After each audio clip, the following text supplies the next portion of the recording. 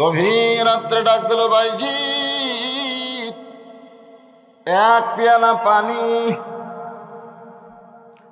ঘুম থেকে চেতন পাইছে 6 বছরের ভাইজি। ঘরের মধ্যে কোনো পানি নাই। অনেক দূর থেকে পানি নিয়ে এসে গিলাস ভরা মায়ের দিকে তাকায়, দেখে মা ঘুমাইছে। 6 বছরের ভাইজি চিন্তা করলো, ঘুমন্ত মাকে ডাক দেওয়া বড় বেয়াদবি হবে। কঠিন শীতের পর ঘন্টা ঘন্টা পানির জন্য মায়ের শিওরে দাঁড়ায় আছে। ফজরের সময় মা ঘুম থেকে চেতন পেয়ে বলে, ভাইজিৎ রে, তুই আমার শিওরের পাশ। গভীর রাত্রে পানি চাইছিলেন মা, ঘরে পানি ছিল না, না দেখি ঘুমায় গেছেন। তখন থেকে আমি দাঁড়িয়ে আছি, কখন জানি আবার পানি বলে ডাক দিবে। সঙ্গে সঙ্গে মা বাইজিৎকে বুকের মধ্যে নিয়ে বলে, মাবুদ, আমি মা দোয়া করি, আমার বাইজিৎকে তুমি জামানার শ্রেষ্ঠ অলি বানায়া দিও।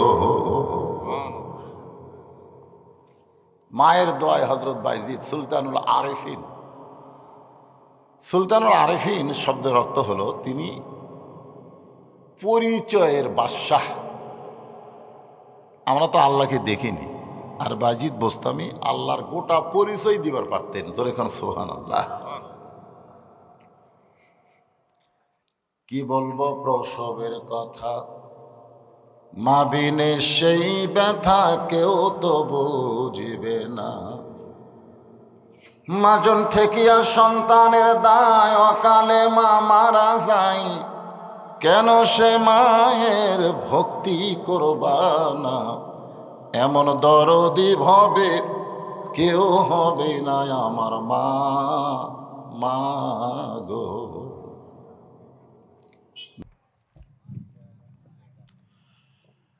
আলহামদুলিল্লাহ আলহামদুলিল্লাহ নাহমাদুহু ওয়া নাস্তাঈনুহু ওয়া নাস্তাগফিরুহু ওয়া নু'মিনু বিহি ওয়া নাতাওয়াক্কালু আলাইহি ওয়া নাউযু বিল্লাহি মিন শুরুরি আনফুসিনা ওয়া মিন সাইয়্যাতি আ'মালিনা। من يهدي الله فلا مضل له ومن يضلله فلا هادي له। সকলে জবান খুলে বলেন, আশহাদু আল্লা ইলাহা ইল্লাল্লাহু وحده لا شريك له وأشهد أن محمدا عبده ورسوله الذي أرسل رسوله بالحق بشيرا ونذيرا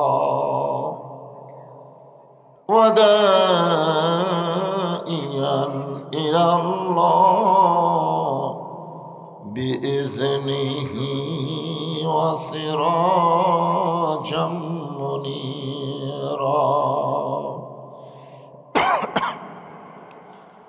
فقد قال الله تعالى في كلامه المجيد والفرقان الحميد. জবান খুলে সকলে পড়েন, আউযু বিল্লাহি মিনাশ শাইতানির রাজিম। বিসমিল্লাহির রহমানির রহিম। ইয়া আইয়ুহাল্লাযীনা আমানুত্তাকুল্লাহা হাক্কা تقاته ولا تموتن إلا وأنتم مسلمون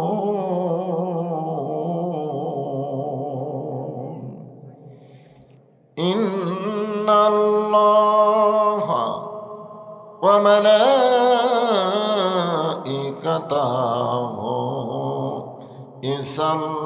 يصلون على النبي يا أيها الذين آمنوا صلوا عليه وسلموا تسليما اللهم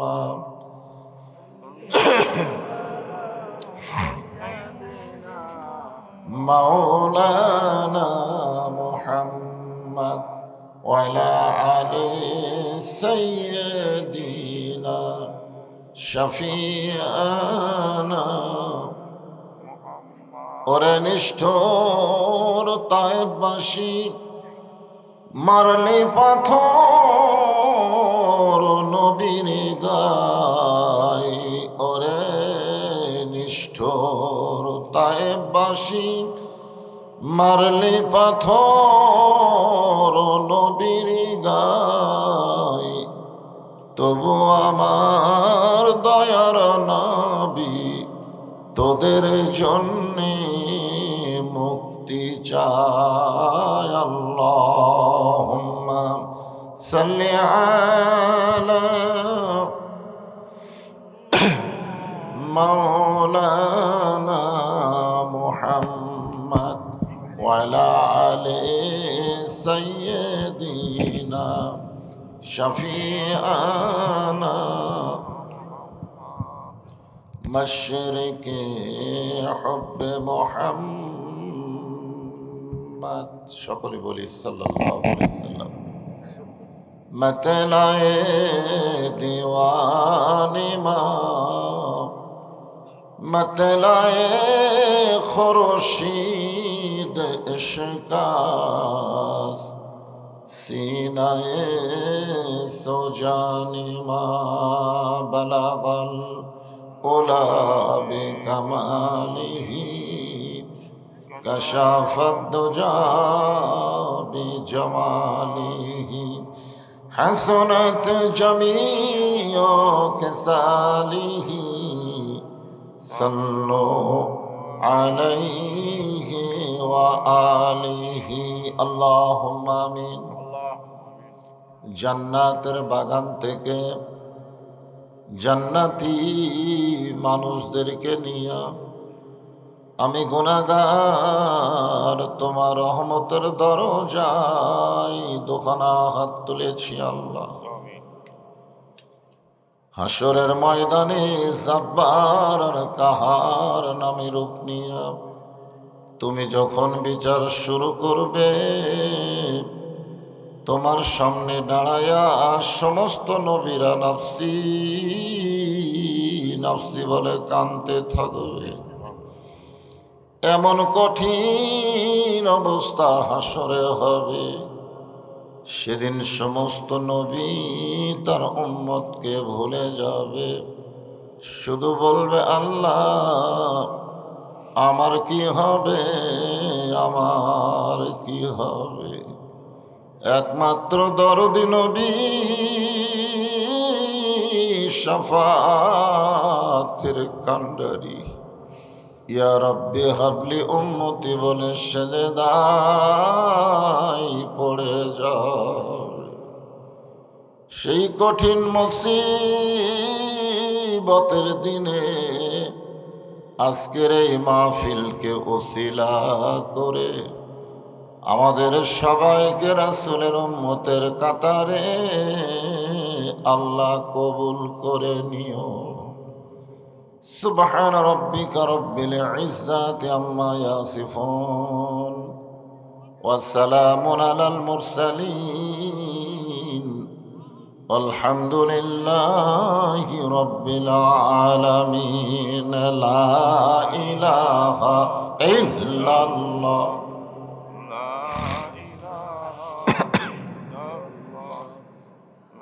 সকলে মহব্বতে আল্লাহর জিকির। কোনো শরম আছে? একটু মহব্বতে আল্লাহর জিকির। লা ইলাহা ইল্লাল্লাহ, লা ইলাহা ইল্লাল্লাহ, লা ইলাহা ইল্লাল্লাহ, লা ইলাহা ইল্লাল্লাহ, লা ইলাহা ইল্লাল্লাহ। চাঁদ সূরজ আর গ্রহ তারা, আল্লাহ নামের পাগল পারা।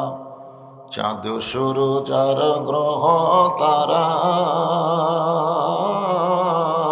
আল্লাহ নামের পাগল পারা।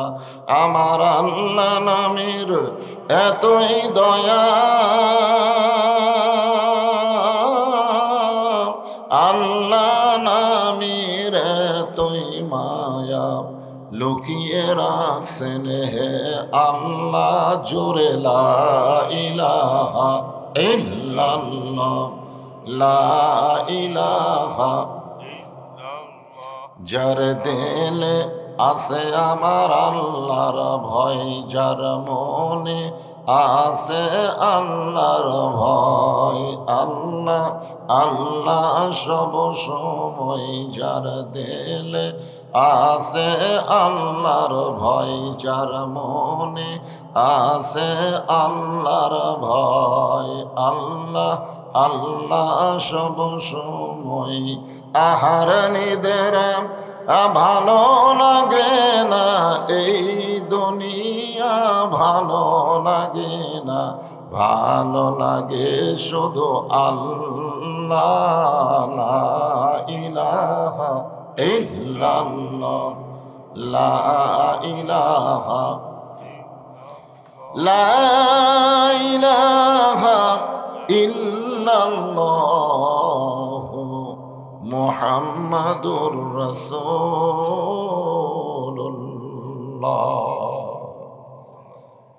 রাসূলের মহব্বতে জবান খুলে সকলে বলি সাল্লাল্লাহু আলাইহি ওয়াসাল্লাম। বড় পুকুরিয়া জামে মসজিদের উন্নয়ন কল্পে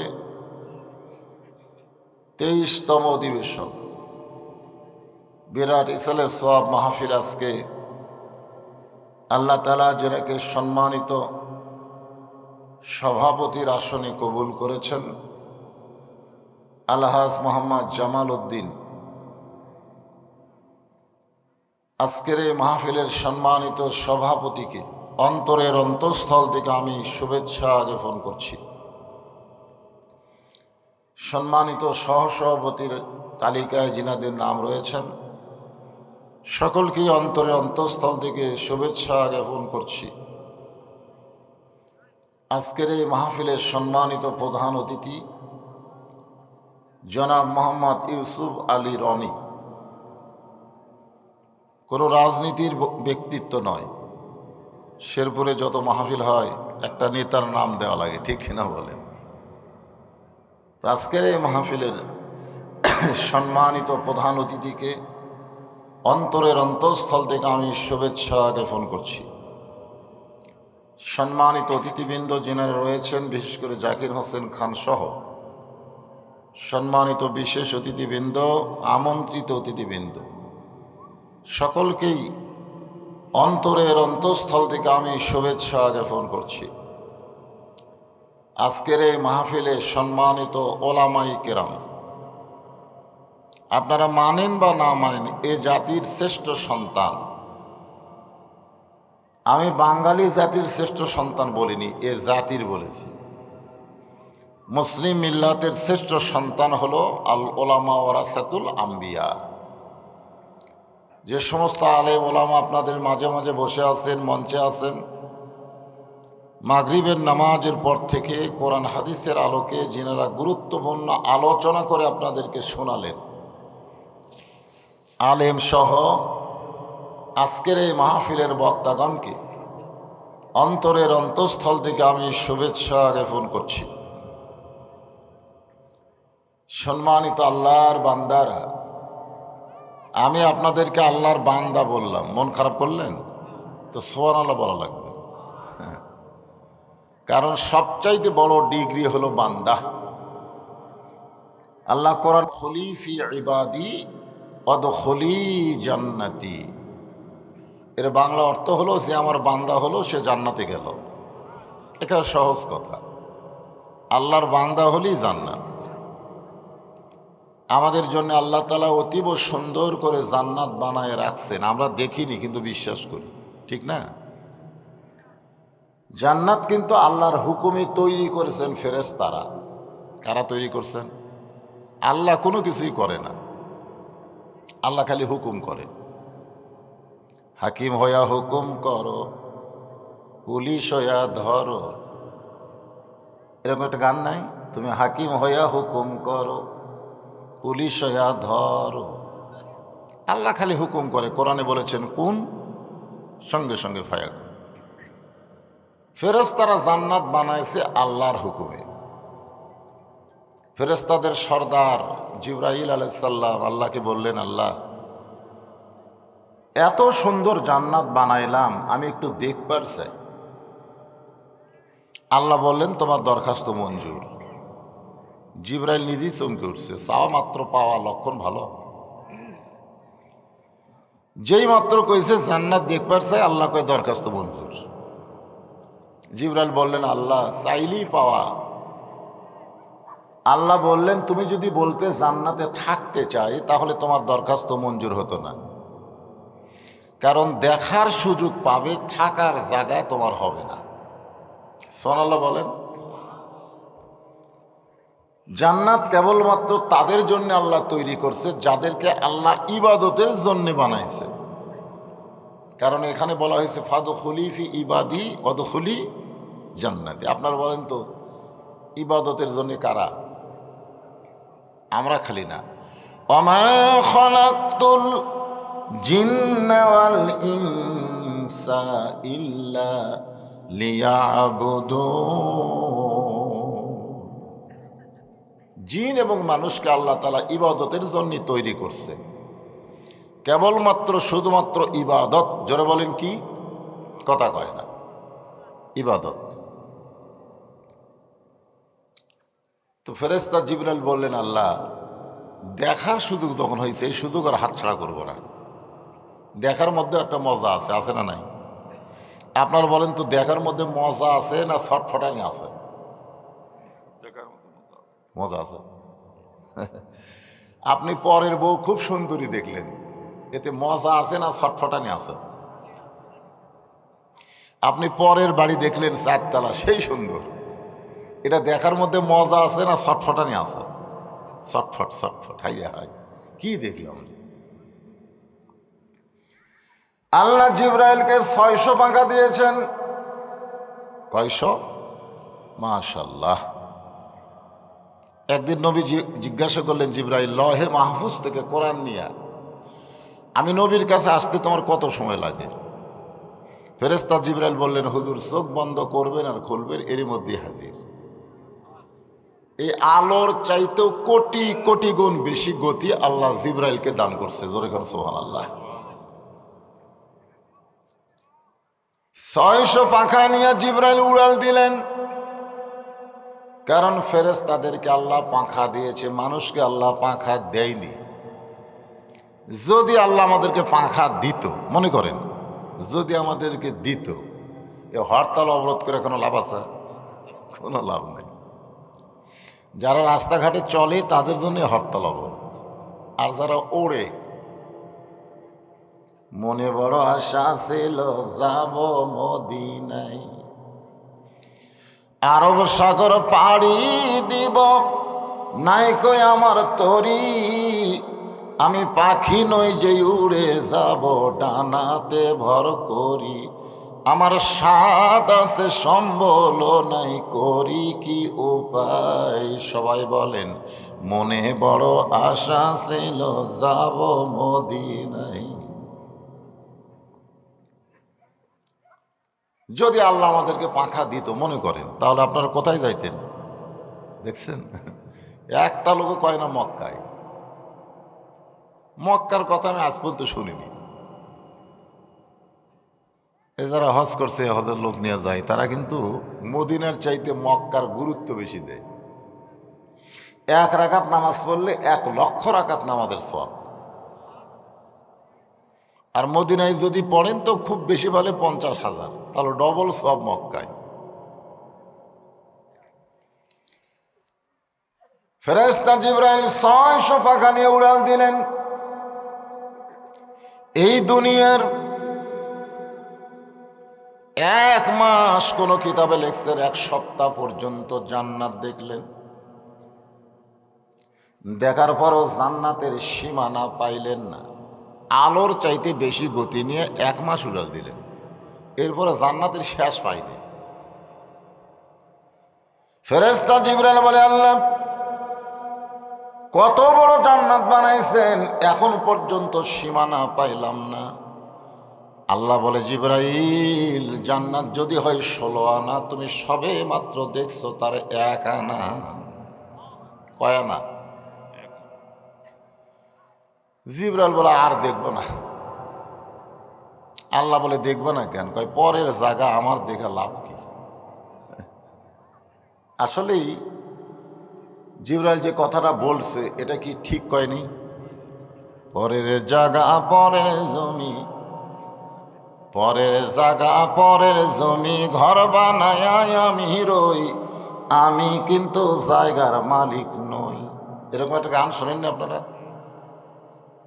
জমিদারের ইচ্ছা মতন দেই না জমিন চাষ, তাই তো ফসল ফলে না রে দুঃখ 12 মাস। আমি খাজনাপাতি সবই দিলাম, তবু জমিন হয় যে নিলাম, দুঃখের কথা কারে কই, পরের জায়গা পরের জমি, ঘর বানায়া আমি রই। জমিদারকে, জমিদারের ইচ্ছা মতো দেই না জমিন চাষ। জমিদারকে জোরে কওয়া যায় না। আল্লাহ ইচ্ছা করছেন যে তোমরা আমার কোরআন দিয়া বাংলার জমিন চাষ করো, কোরআন শরীফের আইন দিয়া তোমরা চলো, কিন্তু সেই জমিদারের আইন বাদ দিয়ে আমরা জোরদারের আইন অনুযায়ী চলতেছি। জোরদার, কথাটা বুঝলেন? আমাদের অবস্থা কি হবে? তাই তো ফসল ফলে না রে দুঃখ 12 মাস। ওয়াজ হয়, আজান হয়, কিন্তু ফসল হয় না। এই যে ওয়াজ শুনতেছে, ফজরের মুসল্লি কম হবে, কারণ যে আইনে ফজরের নামাজ পড়া লাগবে, বক্তারা সে আইন প্রয়োগ করতে পারতেছে না, খালি ওয়াজ করতেছে। 13 বছর ওয়াজ দিয়ে নবী মুসলমান হইল মাত্র 320 জন। হিজরত করার পরে মদিনায় আল্লাহর আইন চালু করার কারণে 8 বছরে 10,000 সাহাবী নিয়ে মক্কা বিজয়। জোরে খান সুবহানাল্লাহ। আজকে বাংলাদেশে আমরা বক্তারা আল্লাহ নবীর মতো মক্কায় যেরকম দাওয়াত দেয় সেই রকম দাওয়াত দিচ্ছি, কিন্তু কাম হবি না। হিজরত করে মদিনায় যাওয়ার পরে নবী হলেন রাষ্ট্রপতি। জোরে খান সুবহানাল্লাহ। আর মক্কায় ছিল আবু জেহেল। নবী হলেন ইমাম, আবু জেহেল হলো নেতা। ইমাম একজন, নেতা একজন, যার কারণে যা হলো তাই। আর মদিনায় যাওয়ার পরে যিনি ইমাম তিনিই নেতা। জোরে খান সুবহানাল্লাহ। এই যে কোরআনের আলোচনা শুনতে আছেন, এই কোরআন দিয়ে চাষ করলেন। মদিনা একটা রাষ্ট্র হয়ে গেল মাত্র 8 বছরে। যেখান থেকে গভীর রাত্রে হিজরত করে মদিনায় গেলেন, সেই দেশটা আবার কি করলেন? মক্কা আবার বিজয় করলেন। জোরে খান সুবহানাল্লাহ। আল্লাহ বললেন, জিবরাইল দেখবা না যখন, তাহলে বের হও। ফেরেশতা জিবরাইল বললেন, আল্লাহ জান্নাত থেকে বের হওয়ার পূর্বে আপনাকে একটা কথা বলবো। আল্লাহ বলে, কি কথা?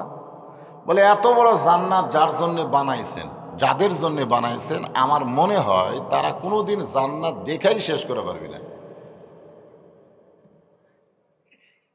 আমি 600 ডানা নিয়ে বিদ্যুতের চাইতে বেশি গতি, আলোর চাইতে বেশি গতি নিয়ে দেখলাম 1 মাসে কয় আনা?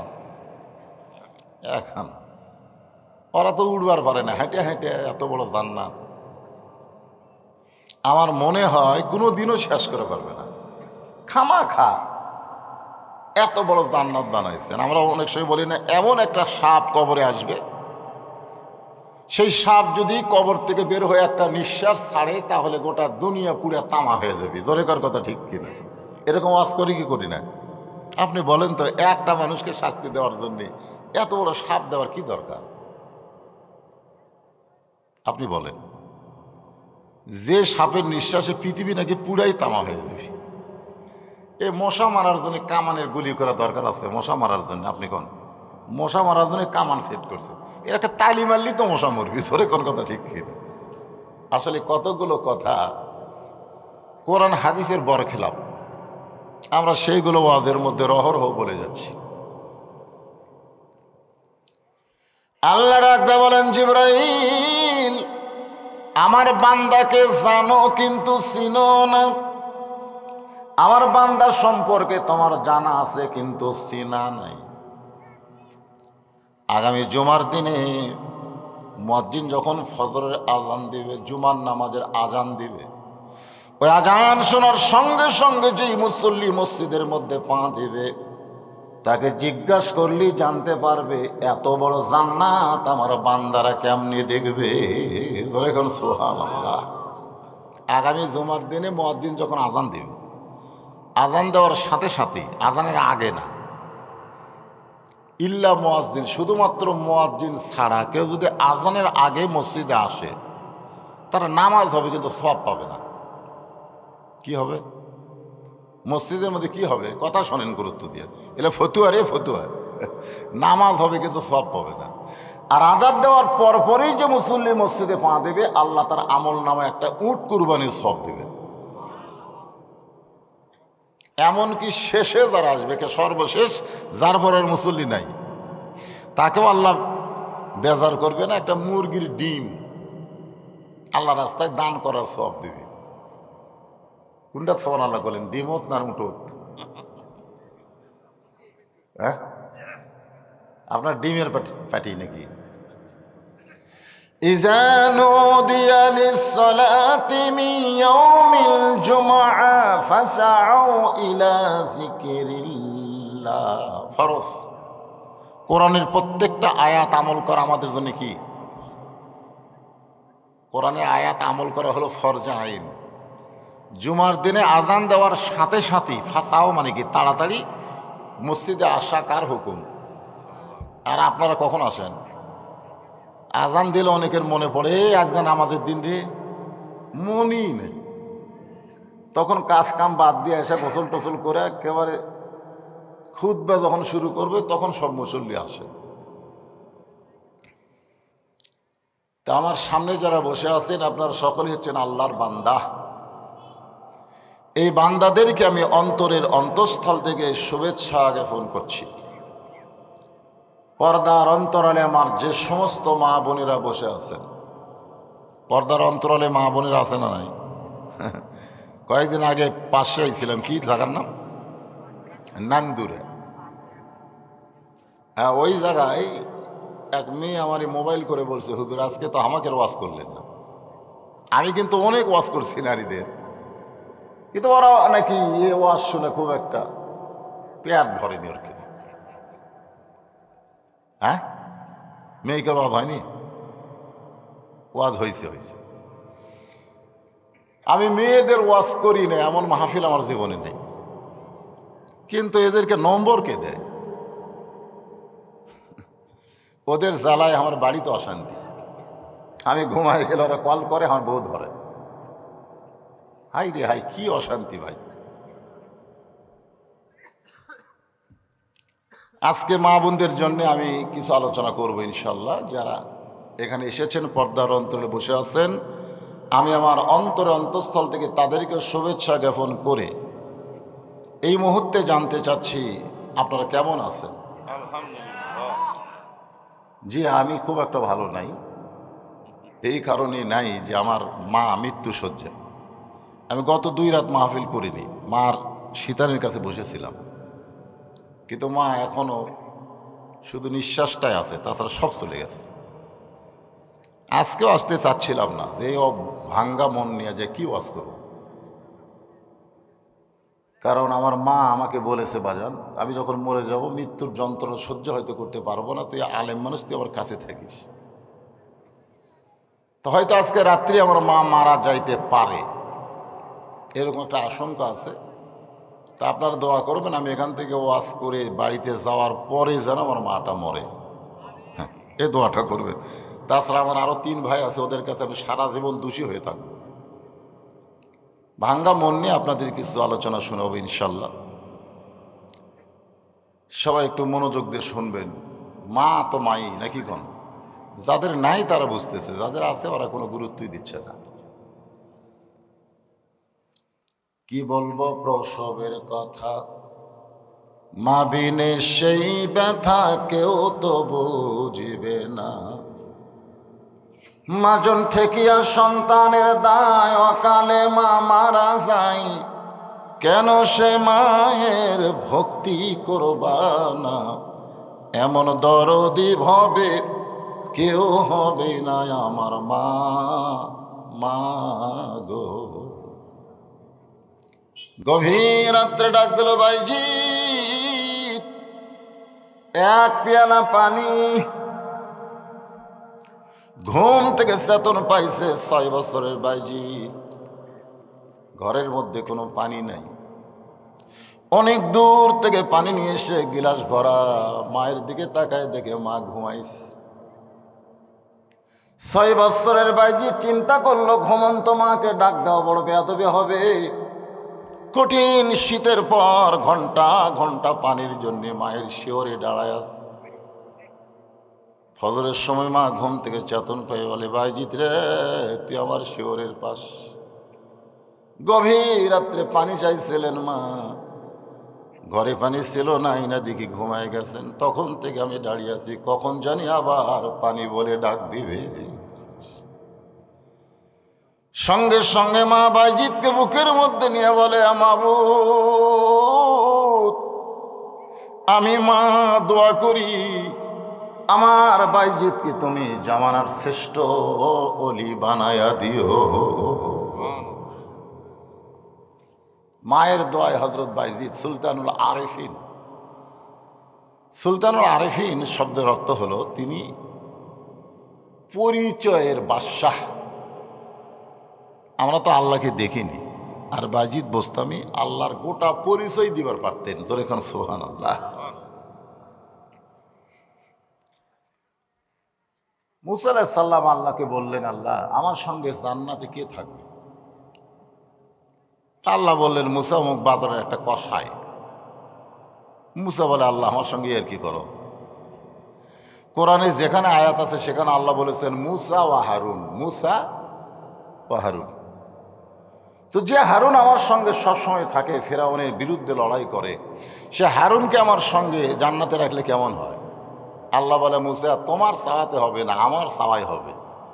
তুমি যখন জানতে চাইছো তাহলে শোনো, অমুক বাজারের একজন কি মুসা নবী তদন্ত করতে গেলেন কসাইকে কোন আমলের কারণে একজন নবীর সঙ্গে জান্নাতে থাকবে। গিয়ে দেখেন কসাই গোস্ত বিক্রি করতেছে, আর সামান্য গোস্ত যেগুলো ভালো বের হয় টোপলার মধ্যে রাখে।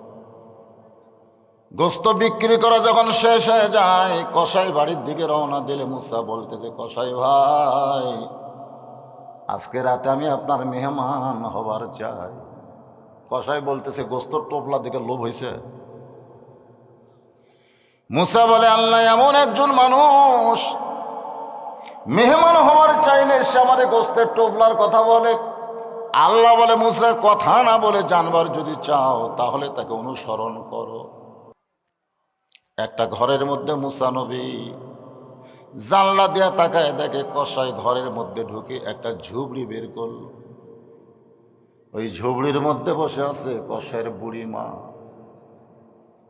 সারাদিন পেশাব পায়খানা করেছে কসাই, পেশাব পায়খানা পরিষ্কার করে মারে সুন্দর করে গোসল করায়, সুন্দর শুকনো কাপড় পরাইয়া ওই গোস্তগুলো জাল দেওয়ার পরে কবিতর যেমন তার বাচ্চারে খাওয়ায়, কসাইয়ের মায়ের মুখে কোনো দাঁত ছিল না। চাবায়া চাবায়া মায়ের মুখে যখন দেয়, মা পেট ভরে গেলে দুইখানা হাত তুলে বলে, মাবুদ, আমার যেই সন্তান মাকে এত ভালোবাসে সেই সন্তানকে তুমি মুসা নবীর সঙ্গে জান্নাত দিও। কসাই বলে, মা, একজন কসাই কোনোদিন নবীর সঙ্গে জান্নাতে হবার পারে না, তোমার দোয়া আল্লাহ কবুল করবে না। মুসা জানলা থেকে চিৎকার করে, কসাই ভাই, মায়ের দোয়া আল্লাহ কোনোদিন ফেরত দেয় না। আমি হলাম মুসা পয়গম্বর, আল্লাহ আমার সঙ্গেই তোমারে জান্নাত দিবে। জোরে কর সুবহানাল্লাহ। ইমাম শাফি রহমতুল্লাহ আলাইহি আল্লাহর ঘর তাওয়াফ করতেছেন, তার সঙ্গে অনেক ছাত্র আল্লাহর ঘর তাওয়াফ করে। এমন সময় লক্ষ্য করে দেখ, এক যুবক মাথার উপর ঝুড়ি নিয়ে আল্লাহর ঘর তাওয়াফ করে। ইমাম শাফি বলে, যুবক, ঝুড়িখানা তাঁবুর মধ্যে রাইখা তুমি আল্লাহর ঘর তাওয়াফ করো। এত বড় ঝুড়ি কেন তোমার মাথায় নিয়ে আল্লাহর ঘর তাওয়াফ করতেছ? যুবক বলে, হুজুর গো, এটা ঝুড়ি না, এই ঝুড়ির মধ্যে বৈশা আছে আমার বুড়ি মা।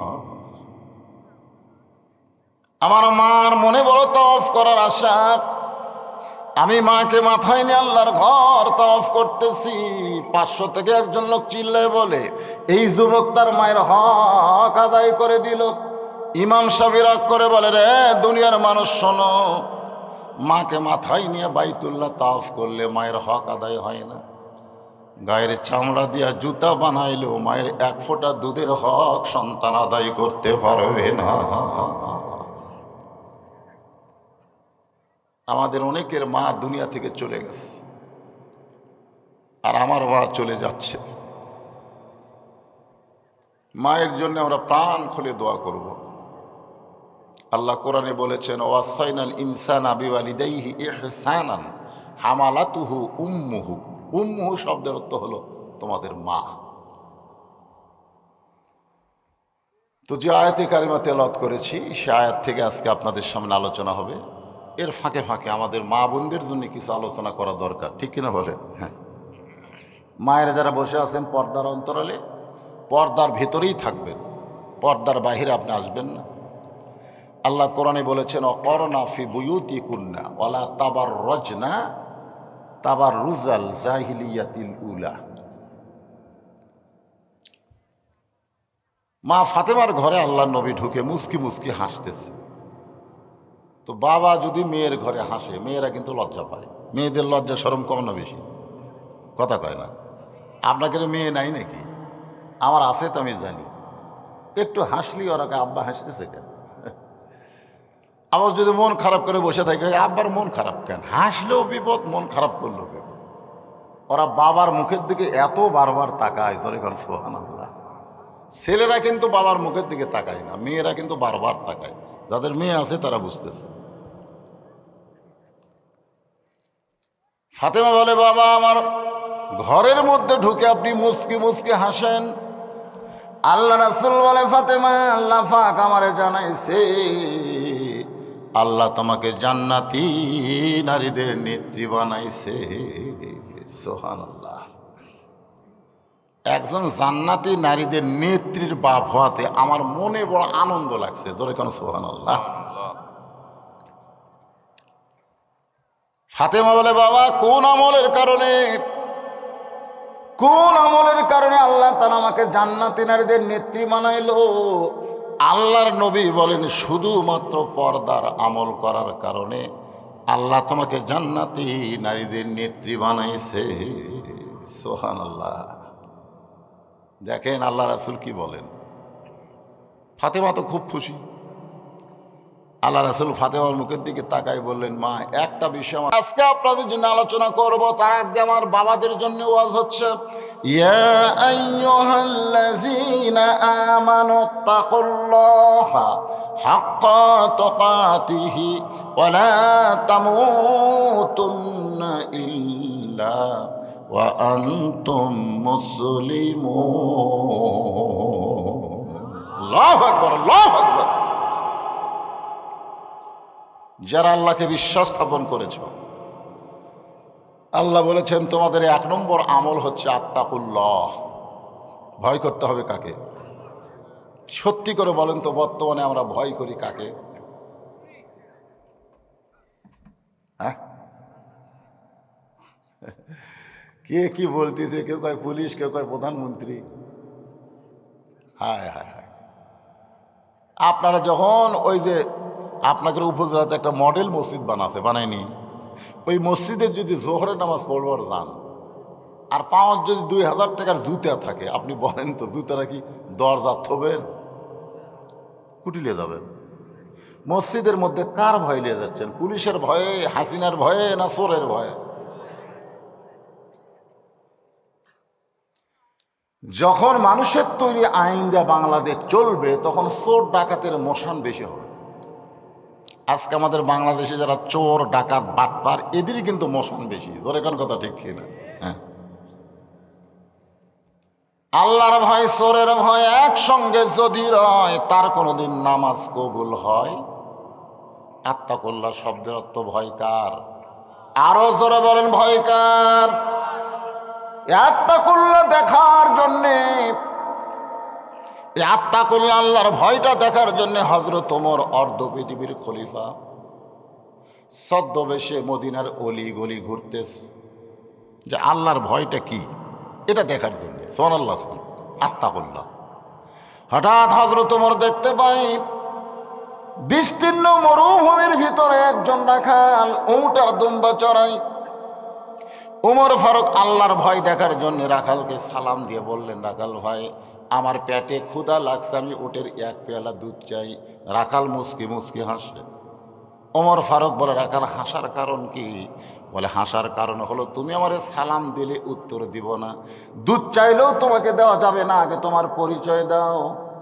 ওমর ফারুক চিন্তায় পড়ে গেল, আত্তাকুল্লাহ আল্লাহর ভয় দেখার জন্য আমি ছদ্মবেশ ধারণ করেছি, এখন যদি আমার পরিচয় দেই তাহলে গুমুর ফাঁস হয়ে যাবে।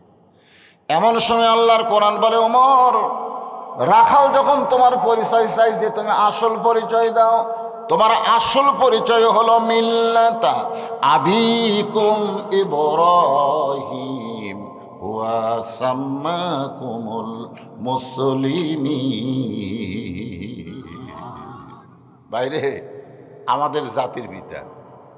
এখানে দেখেন, আপনি যদি কোরআন শরীফ দিয়ে বুঝতে পারেন একজন জাতির পিতা, কারণ একই বিষয়ে একাধিক পিতা বানানো হারাম। যেরকম জন্ম দেওয়া পিতা কয়জন, আদি পিতা কয়জন, জাতির পিতা কয়জন। কেউ যদি বলে আমার 2 বাপে জন্ম দিছে, তাহলে বুঝবেন ওর জন্মে ভেজাল আছে। কেউ যদি বলে আমার জাতির পিতা 2টা, তাহলে তার ধর্মের মধ্যেও ভেজাল আছে। জোরে কোন কথা ঠিক কি না? কেউ যদি বলে আমার আদি পিতা 2টা, তাহলে মানুষই না। আমার কথাকে বুঝতে পারছেন? এটা কি আমার বাপের কথা না আল্লাহর কথা? তাহলে আল্লাহ কি বলতেছেন? মিল্লাতা আবিকুম ইব্রাহিম হুয়া সাম্মাকুমুল মুসলিমিন। তোমাদের জাতির পিতা হযরত ইব্রাহিম তোমাদের নাম রেখেছে মুসলমান। তাহলে আমাদের পরিচয় কি? আরো যারা বলবেন না, ফেরেশতা আছে, কান্দত বসে আছে, আবার সামিয়ানার উপর থেকে আসমান পর্যন্ত আছে। যারা বলবেন না, ফেরেশতা কবে আল্লাহ এরা মুসলমান উচ্চারণ করে না, তাহলে এরা কি? আল্লাহ তখন বলবেন, অমিনান নাসি মান ইয়াকুলু আমান্না বিল্লাহি ওয়া বিল ইয়াউমিল আখিরি ওয়া মা হুম বিমুমিনিন। এরা কোরআনের মাহফিলে বসে থাকলে কি হবে? এরা সামিনার তলে বসে থাকলে কি হবে? এরা আল্লাহকে বিশ্বাস করবে, আখিরাতকে বিশ্বাস করবে, তারপর আমি আল্লাহ বলবো এরা মুমিন না। এখন আবার চান্স নেন, যে বলবো আমাদের পরিচয় কি, সবাইকে বলা লাগবে মুসলমান। যদি না বলেন, আল্লাহ বলবে অহুয়া মুমিনিন, তারা মুমিন না। আমরা সকলে কি? আরো জোরে, জোরসে বলুন। জোর হলো না? মুসলমান মরদ মানুষ কবি, তাও এইরকম। এদিকে 200-100 মানুষ আছে, আপনাদের কি মনে হয় 200? তাহলে একটু সাউন্ড বার করেন। আমাদের পরিচয় কি? ওমর ফারুক বললেন, রাখাল আমার পরিচয় যখন জানতে চাও, আমার পরিচয় হলো আমি একজন মুসলমান। রাখাল মুস্কি মুস্কি হাসিয়ার কয়, আসল না নকল? আসল না নকল? ওমর ফারুক বলে, রাখাল মুসলমান তো মুসলমান, এর মধ্যে আসল নকল কি? রাখাল বলতেছে, আসল মুসলমান যারা হবে তারা সাওয়ার ব্যাপারে সতর্ক থাকবে। আসল মুসলমান তার কাছে কোনোদিন চাবে, দরকার হলে ফাঁসির মঞ্চে যাবে, কিন্তু রাষ্ট্রপতির কাছে বাঁচার দরখাস্ত লিখবে। আসল মুসলমান। ইয়াকা নাবুদু, তুমি যদি আসল মুসলমান হও, তুমি দুধ চাইছো কার কাছে? ওর পর চমকে উঠছে, সুবহানাল্লাহ। আল্লাহর কোরআন দিয়ে যখন দেশ চলবে, তখন ওমর যদি ভুল করে, একটা রাখাল পর্যন্ত ভুলটা ধরবার পারবে। ধরে এখন সুবহানাল্লাহ। ওমর ফারুক বললেন, রাখাল হয় সাওয়ার ব্যাপারে আমার ভুল হয়ে গেছে। রাখাল বলতে যে ভুলটা যখন স্বীকার করছো, তাহলে তওবা করো। কারণ ভুল যতই করেন, মাগরিব এশার নামাজ পড়েন নাই, এটা আপনি কি ভালো করছেন? যারা মাগরিব এশার নামাজ না পড়ে ওয়াজ শুনতেছেন, ভালো করছেন। এখন তওবা করেন, ফজর থেকে বাকি জীবনে একটা ওয়াক্ত নামাজ বাদ দেব না।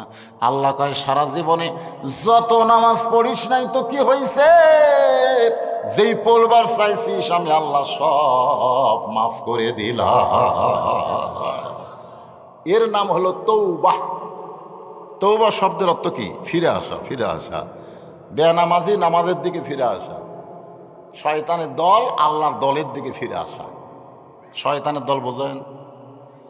মসজিদ থেকে যখন বের হন তখন কোন পা, আর যখন ভিতরে ঢোকেন তখন কোন পা। যারা মসজিদের দল করে তারা ডানপন্থী, যারা মসজিদ থেকে বের হয়ে দুনিয়ার দিকে আসে এরা হলো বামপন্থী। আজকে বাংলাদেশে আল্লাহর দলও আছে, দুনিয়ার দলও আছে। জোরে কোন কথা ঠিক কিনা? দুনিয়ার দলে কোনোদিন আল্লাহ আকবার স্লোগান আপনি শুনতে পাবেন না। আমাদের বাংলাদেশে দুনিয়াবি দল আছে না নাই? তাদের দলের স্লোগানে কোনোদিন আল্লাহ আকবার শুনছেন? লিল্লাহে তাকবীর। কে বেজার? আই রে শয়তান বেজার ভাই। আল্লাহ রাসূল কয়, যত জোরে তাকবীর দিবে শয়তান তত জোরে পলাবি। পলানা যদি খুব জোরে হয়, পিছন দিয়ে বাতাস বাড়াবি। পিছন দিয়ে কি বাড়াবি? বাতাস, বাতাস। ওমর ফারুক ঠিক বলতেছে, ঠিক আছে ভাইজান, আমি তওবা করতেছি। রাখাল মুস্কি মুস্কি হাসে। ওমর বলা, হাসো কেন? বলে, তুমি মূর্খ মানুষ, তওবা কেমনে করবা? তুমি মূর্খ মানুষ, তওবা কেমনে করবা? ওমর ফারুক চমকটা বলে, রাখাল আমার মধ্যে মূর্খামির কি দেখলে? রাখাল বলতেছে, সাওয়ার ব্যাপারে যে সতর্ক হয় না, সে সব চাইতে বড় মূর্খ। সাওয়ার ব্যাপারে যে সতর্ক না, দয়াল বাবার দরবারেতে কেউ ফিরে না খালি হাতে, ওই কি জ্ঞানী না মূর্খ? কথা কয় না কেন? আল্লাহর ধন নবীরে দিয়া, আল্লাহ আছে গায়েব হইয়া, নবীর ধন খাজা নিয়া শুয়ে আছে আজমিরে, কেউ ফিরে না খালি হাতে, খাজা রে তোর দরবারে। এরা শিক্ষিত না মূর্খ? জোরে কর না কেন? চাওয়ার ব্যাপারে যারা সতর্ক না, এরা হলো 1 নম্বর মূর্খ। তুমি মূর্খ মানুষ, তুমি তওবা কেমনি করবা? বরং আমি তওবা করাই, তুমি আমার সঙ্গে তওবা পড়ো।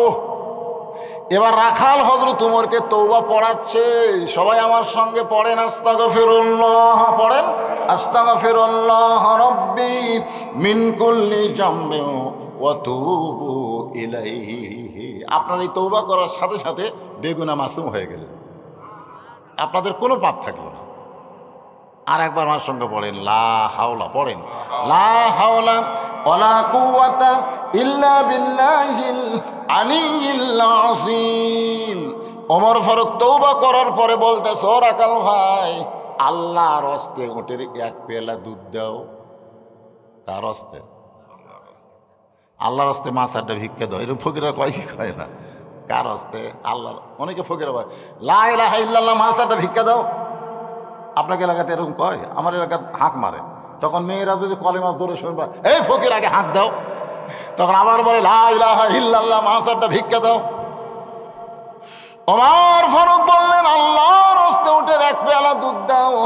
রাখাল মুচকি মুচকি হাসে। ওমর ফারুক বলে, আবার হাসো কেন? বলে, হাসার কারণ হলো তওবা করার পরে তুমি আবার মুনাফিকি করলে।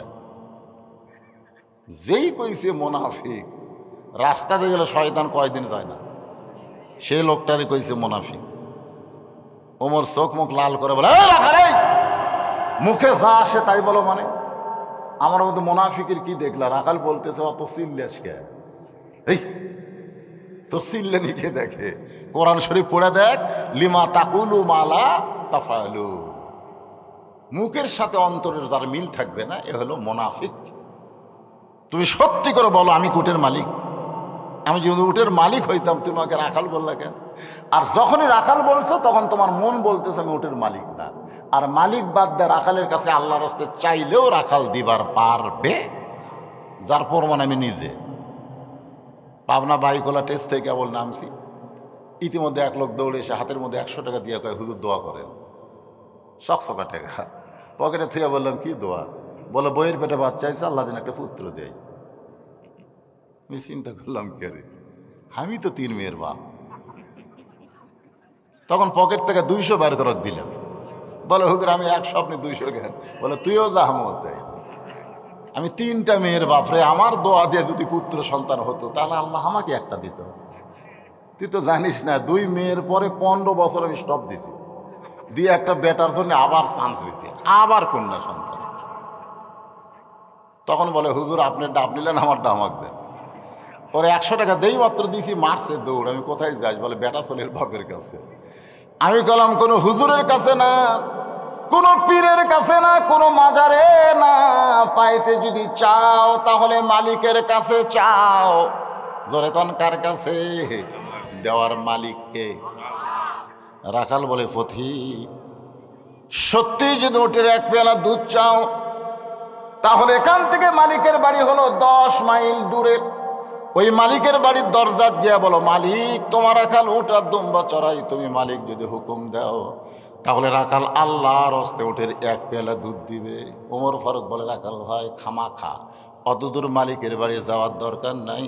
তোমার এই 2টা টাকা দিলাম, এই 2টা টাকার বিনিময়ে উটের 1 পেয়ালা দুধ দাও। রাখাল চিল্লায় বলে, পথিক তুমি হযরত উমরকে চেনো? যদি হযরত উমরকে চিনতা, তাহলে এরকম বেসাইজা কথা বলতা না। উমর ফারুক বলে, ভাই কি বেসাইজা কথা? রাখাল বলে, আল্লাহর আইন দিয়ে এখন রাষ্ট্র চলে। সুবহানাল্লাহ খান না খান? যদি উমরের গুপ্ত বাহিনী দূর থেকে দেখবার পায়, তুমি আমার 2 টাকা ঘুষ দিছো, আর মালিক বাদ দা তোমাকে 1 পেয়ালা উটের দুধ দিলাম, তাহলে তোমাকেও ধরবে, আমাকেও ধরবে।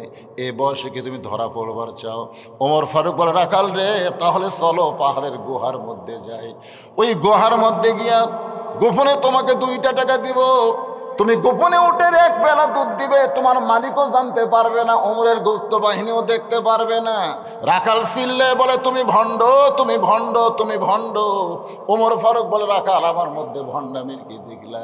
রাখাল বলে, পথিক রে, ওমরের গুপ্ত বাহিনী দেখতে পাবে না, আমার মালিক জানতে পারবে না, কিন্তু রাখালের আল্লাহ সব কিছু দেখতে পায়। কে দেখতেছে? আত্তাকুল্লাহ, আত্তাকুল্লাহ। আল্লাহর ভয় যদি কলিজার মধ্যে আসে, দরজা জানলা বন্ধ করে কেউ অন্যায় করতে পারে না। জোরে কোন কথা ঠিক কিনা? আগেই বাক্স ভরাতই হুজুর, আগেই বাক্স ভরা। আল্লাহ কোরআনে বলেছে, ইন্নাল্লাহা ইয়ামুরুকুম, এই ভোটের আয়াত, ভোটের আয়াত। ভোট না থাকলেও কোরআনে আয়াত আছে না নাই? আছে। ইন্নাল্লাহা ইয়ামুরুকুম আন তুআদ্দুল আমানাতি ইলা আহলিহা ওয়া ইযা হাকামতুম বাইনান নাস আন তাহকুমু বিল আদল। তোমাদেরকে সাক্ষী দেওয়ার যে আমানতটা আমি আল্লাহ দিয়েছি, সাক্ষী দেওয়া, সিল মারা মানে কি দেওয়া? যে আমানত তোমাদেরকে আমি দিয়েছি, এটা খিয়ানত করো না। এমন একজন মানুষকে এই সিলটা মারবা যে মানুষের মধ্যে ওয়া ইযা হাকামতুম বাইনান নাস আন তাহকুমু বিল আদল, যে মানুষের মধ্যে আদল ইনসাফ প্রতিষ্ঠা করবে, নিজে কোনো বিচার করবে না, আল্লাহর আইনে বিচার করবে, এমন একজন মানুষকে তোমরা এই আমানতটা দাও। কথা কয় না, কথা কয় না। এটা আমার বাপদাদের ইচ্ছা কইতেছি, আল্লাহর কোরআনের আয়াত। একটু মনোযোগ দিবেন। ওমর ফারুক এক দৌড় মারছে পাহাড়ের পাদদেশে জায়নামাজ বিছায় সালাতুল শুকুর 2 রাকাত নামাজ পড়ে আল্লাহর কাছে বলতেছে, আল্লাহ তোমার কোরআন যখন দুনিয়াতে চালু থাকবে তখন মানুষ কেবলমাত্র আল্লাহর ভয় ছাড়া অন্য কারো ভয় করবে না। সুবহানাল্লাহ কন্যা। আপনি বলেন তো, কোরআনের আইন হলো চুরি করলে চোরের হাত কাটা। এ আইন যদি আমাকে দেশে চালু থাকতো, আপনি 2000 টাকার জুতা মসজিদের মধ্যে নিয়ে যাওয়া লাগবে। জুতা কেন, 1 টোপলা সোনাও যদি থাকে মসজিদ দরজা থুবে, তুই নামাজ পড়বেন, চোর হাত দিবার চাবি, যে হাত দিবার চাবি আর ইমান বলবি কিন্তু হাত তো দিচ্ছ, হাত থাকবি তো। একটা চোরের যদি হাত কাটা হয় গোটা শেরপুর উপজেলা খুঁজে অনুবীক্ষণ দিয়েও কোনো চোর পাওয়া যাবে না। জোরে কোন কথা ঠিক কেনা? এটা কার আইন? জোরে কোন এটা কার আইন? আর আল্লাহর আইন ছাড়া আত্তাকুল্লাহ হাক্কা তুকাতিহি ওয়ালা তামুতুন্না ইল্লা ওয়া আনতুম মুসলিমুন।